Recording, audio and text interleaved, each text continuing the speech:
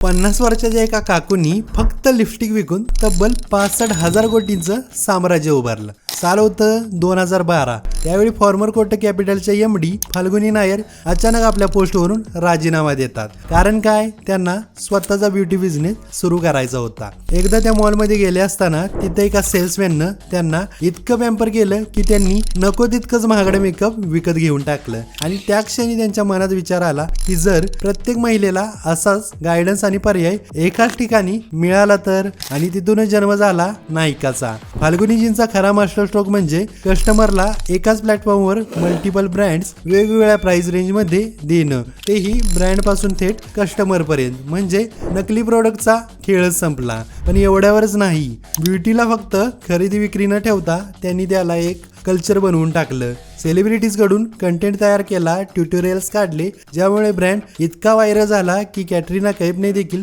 स्वतःचा ब्रँड नायका सोबत लॉन्च केला. यानंतरचं त्यांचं पुढचं धमाकेदार पाऊल म्हणजे प्रायव्हेट लेबल ब्रँड्स लॉन्च करणं. त्यामुळे कंपनीचे मार्जिन्स खूपच झपाट्याने वाढले. जिथं अमेझॉन आणि फ्लिपकार्टसाठी ब्युटी हा फक्त साइड हसल होता, तिथं फाल्गुनीजींनी त्याला लाईव्ह बनवून टाकलं. आणि आज नायका फक्त ऑनलाईनच नाही तर ऑफलाईनही तब्बल 237 स्टोअर्स चालवत आहे.